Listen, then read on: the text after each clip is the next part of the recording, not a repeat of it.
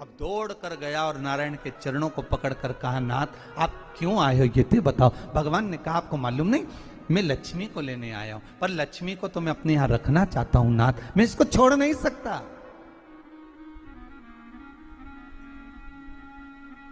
मैं लक्ष्मी जी को छोड़ नहीं सकता, मैं इनको लेकर जाऊं।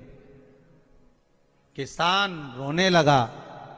तब भगवान नारायण ने धनतेरस की पूजन का महत्व समझाया।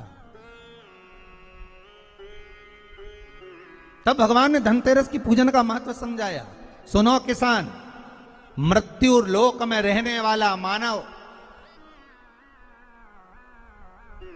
अगर धनवंतरी की पूजन करता है, धनतेरस के दिन कार्तिक महीने में पड़ने वाली सुंदर त्रयोदशी तिथि को जो धनवंतरी की पूजन करेगा, उसके घर से लक्ष्मी कभी बाहर नहीं जाएगी। नारायण जैसे बोले तो किसान तुरंत प्रसन्न हो गया। प्रभु प्रभु आप मुझे वो उपाय, आप मुझे वो पूजा का प्रयोग, आप मुझे वो महत्व उस धनवंतरी पूजन का, उस धनतेरस की पूजन का बता दीजिए, जिससे मेरा कल्याण हो जाए, जिससे मेरा उद्धार हो। भगवान विष्णु बोले, किसान सुनो, ये धनवंतरी मेरा ही एक अंश होता है। जैसे मेरे हाथ में शंख चक्र गदा पद्म सब धारण करा हुआ हूं, उसी तरह धनवंतरी का स्वरूप का यदि आप दर्शन करेंगे, आप धनवंतरी के चित्र का अगर दर्शन करेंगे, तो एक हाथ में उनके भी चक्र है, एक हाथ में उनके शंख है, एक हाथ में उनके औषधि है, एक हाथ में उन्हें अमृत का कलश है, और भगवान स्वयं नारायण का अंश प्रकट हो रहा है। बोल धनवंतरी भगवान की, धनवंतरी भगवान की। कहते हैं धनवंतरी भगवान का प्रागट्य जब हुआ था, तो भगवान शंकर ने धनवंतरी देव को देखकर कहा, वाह रे प्रभु वाह, क्या सुंदर स्वरूप धारण कर कर आए हो प्रभु। जब मेरे लिए विष लेकर आए थे तब एक आनंद दूसरा था, पर आज अमृत लेकर आए हो, उसका आनंद दूसरा है। बहुत अलग अलग बातें महाराज। शिव महापुराण की कथा कहती है, दो तरह की वाणी होती है, एक में आपने क्रोध कर दिया, अपशब्द कह दिया, ताना दे दिया, गालियां दे दी, और एक शब्द अमृत का मीठा बोल दिए, प्रेम की वाणी बोल दी, उसका एक आनंद दूसरा है, उसका एक संबोधन दूसरा है। एक विष लेकर आ रहा है, एक अमृत लेकर आ रहा है। शिव जी कहते हैं जो अमृत लेकर आ रहा है उसका आनंद ही दूसरा है, उसके चेहरे की चमक ही दूसरी है। भगवान विष्णु कहते हैं, सुनो किसान, मैं आपको धनवंतरी पूजन का विधान बताता हूं। भगवान कहते हैं, किसान सुंदर कृष्ण पक्ष की त्रयोदशी को कार्तिक के महीने में धनवंतरी देव का पूजन, धनतेरस का पूजन माना जाता है। सुनो किसान, एक सुंदर भूमि पर देसी गाय का गोबर से लीपन कर कर, अगर गाय का गोबर ना मिले, सुंदर जल से लीपन कर कर, वहां एक सुंदर चौक को पूर कर, आप सभी को ज्ञात होगा कि चौक पूरने में रंगोली का प्रयोग नहीं होता। आप लोगों को मालूम होगा चौक पूरने में आटा और हल्दी का प्रयोग होता है। काय का प्रयोग होता है? आटे और हल्दी का प्रयोग। आटे हल्दी का प्रयोग क्यों होता है? क्योंकि आटा समृद्धि को बढ़ाता है, लक्ष्मी वैभव को बढ़ाने वाली हल्दी होती है। इसलिए जब चौक पूरा जाता है भूमि पर, तो चौक पूरते समय आटा हल्दी का प्रयोग करते हैं। थोड़ा सा चावल का दाना या गेहूं का दाना रख दिया जाता है, उसके ऊपर एक सुंदर चौकी, एक चौरंग, एक पाटा रख दिया जाता है। भगवान विष्णु बता रहे हैं किसान को धनतेरस के पूजन का वर्णन, और जो भगवान विष्णु ने बताया है वही पूजन का वर्णन आप लोग श्रवण कर रहे हैं। आज धनतेरस है, आज धनतेरस का प्रयोग कर पूजन करें, और शिव महापुराण के इस भाव को, विष्णु पुराण के इस भाव को, स्कंद पुराण के इस भाव को आप धारण करें, और जो विधान भगवान विष्णु बता रहे हैं उसके हिसाब से, उसके अनुसार आप लक्ष्मी का पूजन, धनतेरस का पूजन करें। चौकी लगाएं, चौरंग लगाएं, पाटा लगाएं, उस पाटे पर एक सुंदर लाल वस्त्र धारण करा दें, लाल वस्त्र बिछा दें। एक थाली लें, उस थाली पर कंकु से, रौली से, कुंकू से गिला कर स्वस्तिक का निर्माण कर दें। स्वस्तिक का निर्माण कर घर में अगर चांदी का सिक्का हो, अगर चांदी का सिक्का नहीं हो, चांदी का कॉइन नहीं हो, तो अपने घर का 1 का सिक्का, 2 का सिक्का, 5 का सिक्का, 10 का सिक्का, जो भी आपके घर में हो वो कॉइन ले लें महाराज, उसको थाली के अंदर रख दें स्वस्तिक के ऊपर।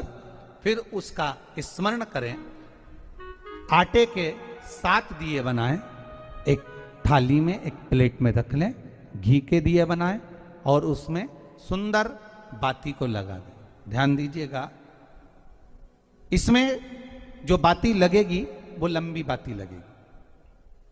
लक्ष्मी जी की पूजन में जितनी भी बाती लगे वो लंबी लगे।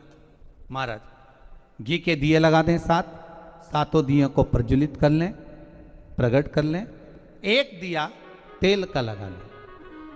तेल का जो दिया लगाया है, जहां पर आपने सिक्का रखा है, कॉइन रखा है, उसका लेफ्ट हैंड, मतलब आप ऐसे बैठे हो तो आपका सीधा हाथ की ओर आप तेल का दिया लग दें। और जो 7 दिए आपने लगाए हैं वो लक्ष्मी जी के राइट हैंड, मतलब आपका लेफ्ट हैंड हो गया, लक्ष्मी जी का राइट हैंड, आपका लेफ्ट हैंड हो गया, आपका उल्टा।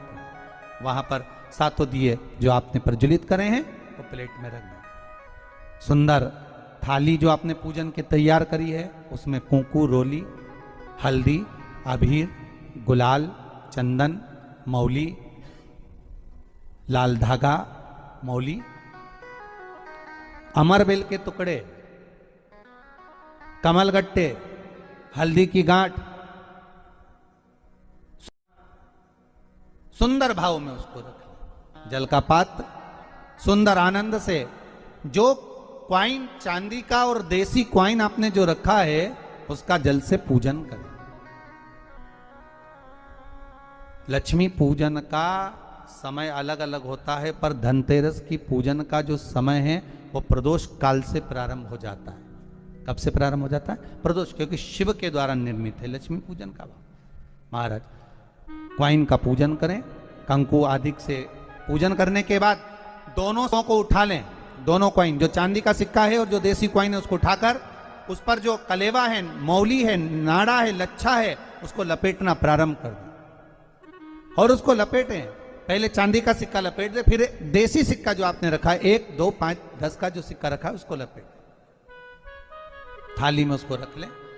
फिर वापस उस पर जल का छींटा देकर उसका पूजन करें।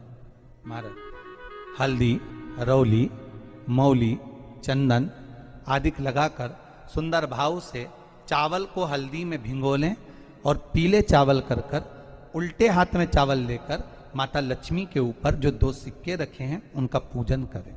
साथ में जब चावल छोड़ते जाएं तो गणेश जी का भी स्मरण करते जाएं। हे रिद्धि सिद्धि के दाता श्री गणेश जी महाराज, आप हमारे यहाँ पर सदा माता लक्ष्मी को लेकर, कुबेर भंडारी को लेकर सदा विराजमान रहें, नारायण को लेकर सदा विराजमान रहें। चावल छोड़ते जाएं और बाबा से विनती करते जाएं, माता लक्ष्मी से निवेदन करते जाएं। भगवान शिव का स्मरण करें, भगवान नारायण का स्मरण करें, माता लक्ष्मी का स्मरण करें, रिद्धि सिद्धि के दाता भगवान श्री गणेश जी महाराज का स्मरण करें। छोड़ते जाएं। जब चावल पूर्ण छोड़ देवें, पूजन पूरी तरह से हो जाए, तब महाराज 7 सुंदर आनंद से अमरबेल के टुकड़े, अमरबेल वृक्ष पर एक पीले कलर की बेल चलती है, पीली, उसमें पत्ते नहीं होते, वो किसी भी वृक्ष पर डली रहती, वो अमरबेल कहलाती। ये अमरबेल लक्ष्मी पूजन में, समृद्धि के लिए, मकान के मुहूर्त के समय पर, गृह प्रवेश के समय पर बहुत कार्य आते हैं। महाराज ये अमरबेल को पानी की जरूरत भी नहीं पड़ती, आप रूप किसी वृक्ष पर डाल दी जाए वो अपने आप फलती चली जाती है। उसी तरह हमारे यहाँ भी हम भगवान से यही प्रार्थना करते हैं, जैसे अमरबेल बिना पानी पड़े भी किसी भी वृक्ष पर डाल दी जाए पनपती जाती है, बढ़ती चली जाती है। ऐसे हमारे घर में बेभव लक्ष्मी बढ़ती जाए।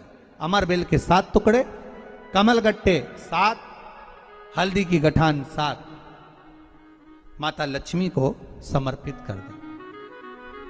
दोनों हाथों में हल्दी पिसी हुई लीजिए और माता लक्ष्मी के ऊपर उसे चढ़ाना प्रारंभ कर दीजिए।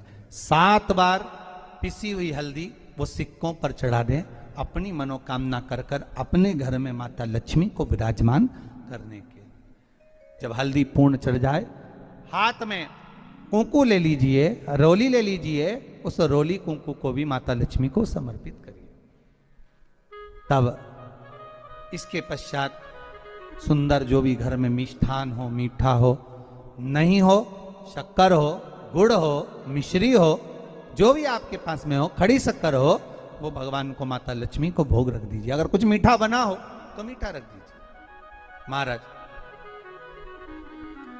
घर में संपूर्ण पूजन कर कर आपके घर में जो देवालय में भगवान बैठे हैं उनका भी पूजन करिए। पूजन करने के पश्चात आप माता लक्ष्मी से निवेदन करिए, हे माँ आप हमारे यहाँ सदा विराजमान हो। महाराज ये जो पूजन है भगवान विष्णु जो बता रहे हैं किसान को, ये 5 दिन की पूजन है पूरी। आज कौन से दिन का पूजन बता रहे हैं? पहले दिन का। आज धनतेरस से रूप चौदस, अमावस्या, एकम और दूज, ये 5 दिन तक दीपावली का पर्व मनाया जाता है, दीप महोत्सव मनाया जाता है। पूजन करने के बाद जो 7 दिए आपने प्लेट में रखे हैं, थाली में रखे हैं पूजन के लिए, घी के, उन 7 दियों से माता लक्ष्मी की आरती उतारिए।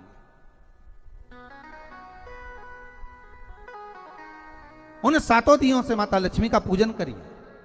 माता लक्ष्मी से विनती करिए, मां हम आपके पुत्र हैं, मां आप हमारे घर का रास्ता भूल गई हो, बहुत कष्ट है, बहुत दुखी है, पर भगवान शिव पर विश्वास कर कर, कुबेर भंडारी पर, कुबेरेश्वर महादेव पर विश्वास कर कर, भगवान नारायण के सुंदर प्रसंगों पर विश्वास कर कर, मां भगवान शंकर का अनुमोदन कर कर, हे मां आप हमारे घर में विराजमान हो, मां आप हमारे मार्ग को, हमारे घर को, हमारे घर के रास्ते को, हमारे घर के द्वार को आप भूल गई हो मां। हे बेबहू लक्ष्मी, हे धन लक्ष्मी, हे संतान लक्ष्मी, हे मां लक्ष्मी, हे धान्य लक्ष्मी, आप हमारे घर में विराजमान हो। 7 दीप जो प्रज्वलित करे हैं उससे माता की आरती उतारिए। फिर माता को झोली पसार कर प्रणाम कर कर भूमि पर नमन करो। जब झोली पसार कर प्रणाम करें, झोली को अपनी ओर गिरा लें और माता को नमन कर कर जो 7 दिए आपने लगाए हैं, उन 7 दिए को अलग अलग स्थान पर ले जाकर, जैसे घर के हॉल में, एक रसोई घर में, एक जहां पर आप लक्ष्मी रखते हो उस स्थान पर, एक घर के द्वार के पास में, एक तुलसी के क्यारे के पास में, ऐसे अलग अलग 7 स्थान पर उन दीप को रख दिया जाए। महाराज एक भगवान का जहां पूजन हुआ है, लक्ष्मी की जहां आराधना करी, एक दीप वहां पर भी रखा जाए। जो तेल का दिया लग रहा है उसके पास में, फिर कहेंगे तेल का दिया माता लक्ष्मी के उल्टे हाथ पर और घी का दिया माता लक्ष्मी के सीधे हाथ पर।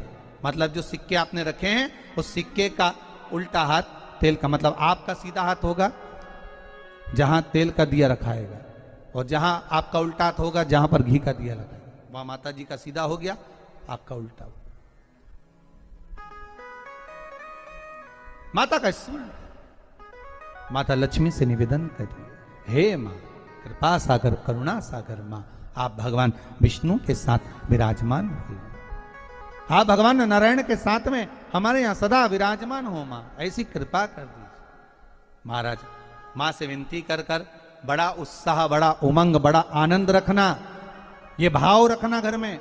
भगवान विष्णु कहते हैं किसान से, हे किसान आपने अगर धनवंतरी की पूजन करी है, धनतेरस की पूजन करी है, कोई वस्तु, कोई सामग्री अगर आप लेकर आए हो, कोई पात्र लेकर आए हो, कोई तांबे का पात्र लाए हो, जो भी वस्तु आप नहीं लेकर आए हो उसका भी पूजन उसी दिन कर लेना चाहिए।